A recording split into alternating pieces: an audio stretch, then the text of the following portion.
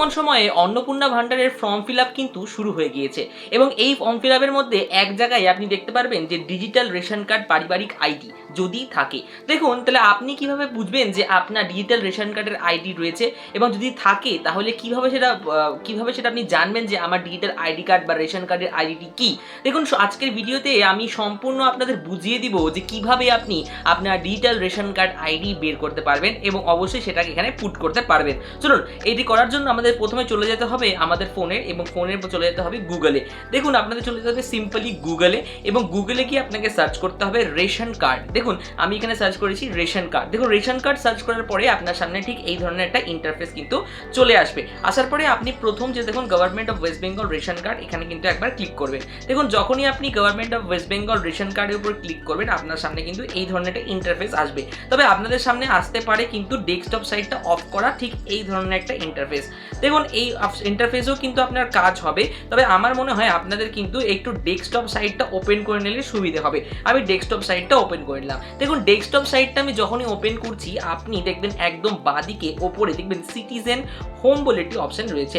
এই দেখুন এখানে সিটিজেন হোম, এখানে একবার ক্লিক করবেন। যখনই আপনি এই সিটিজেন হোম নামক অপশনটিতে ক্লিক করবেন আপনার সামনে ঠিক এই ধরনের একটা দেখুন ইন্টারফেস চলে আসবে। দেখুন এখানে কিন্তু এই ধরনের একটা ইন্টারফেস আপনার সামনে কিন্তু চলে এসেছে এবং প্রত্যেকটি জিনিস কিন্তু আপনাকে দেখে নিতে হবে এবং ক্লিক করতে হবে। দেখুন এখানে ইনকোয়ারি বা অনুসন্ধান বলে জিনিস লেখা রয়েছে, এখানে একবার আপনাকে ক্লিক করতে হবে। এখানে ক্লিক করার পর দেখুন আপনার সামনে এই ধরনের একটা ওয়েবসাইট কিন্তু বা ওয়েবসাইটের পেজ কিন্তু চলে আসবে।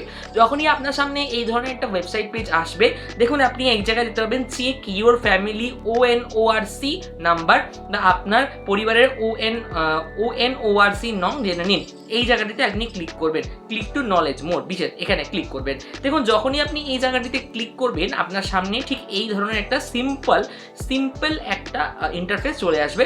এখানে দেখবেন check your family ONORC number এবং দেখুন এখানে লেখা আছে রেশন কার্ড নং এবং নিচে দেখে দেখুন এটা রয়েছে ক্যাপচা।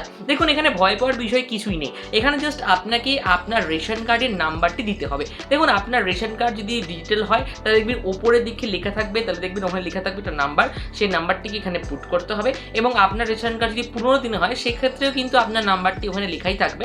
আপনাকে একটু খুঁজে দিতে হবে যে আপনার রেশন কার্ড নাম্বার কোনটি এবং এখানে দেখুন এই যে রেশন কার্ড নং যে লেখাটি লেখা রয়েছে সেখানে কিন্তু আপনাকে নাম্বারটিকে পেস্ট করে দিতে হবে এবং চলুন আমি এখানে নাম্বারটিকে পেস্ট করে দিই, তারপরে কিন্তু পরবর্তী স্টেপগুলো বুঝিয়ে দেবো।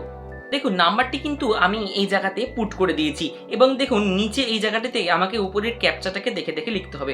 দেখুন কি রয়েছে 1AA এবং রয়েছে 190। আমি দেখে দেখে কিন্তু এখানে ক্যাপচাটিকে সঠিক লিখে দিলাম, আপনিও সঠিক লিখে দেবেন। এরপরে কিন্তু সার্চ অপশানে ক্লিক করে দেবেন। যখনই আপনি সার্চ অপশানে ক্লিক করলেন দেখুন আপনি এই জায়গাটাতে দেখতে পারবেন যে আপনার এখানে লেখা থাকবে নেম, হ্যাঁ ঠিক আছে, ONORC ফ্যামিলি আইডি এবং ONORC মেম্বার আইডি। দেখুন আপনার পরিবারের প্রধান যিনি রয়েছেন তার কিন্তু এখানে আইডিটা শো করবে। দেখুন আপনি যদি ফ্যামিলির প্রধান হন তাহলে আপনার নাম বা আইডি এখানে শো করবে।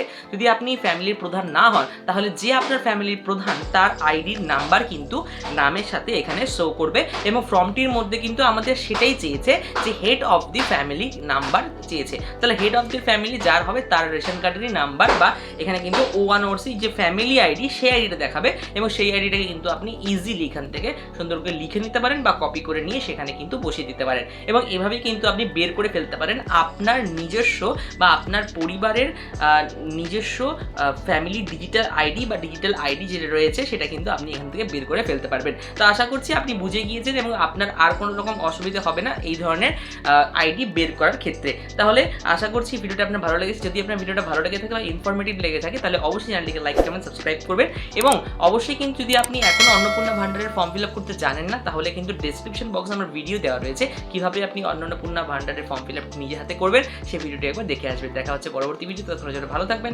সুস্থ থাকবেন।